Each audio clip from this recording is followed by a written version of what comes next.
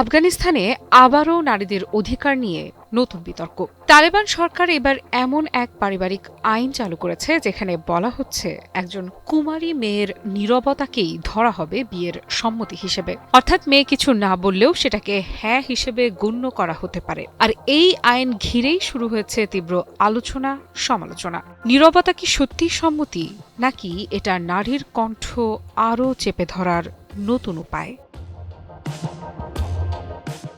তালেবানের সর্বোচ্চ নেতা হাইবাতুল্লাহ আখুন্দজাদার অনুমোদনে জারি হওয়া এই নতুন ডিক্রিতে বিয়ে, তালাক, অভিভাবকত্ব এবং বাল্যবিবাহ নিয়ে বিস্তারিত নিয়ম তৈরি করা হয়েছে।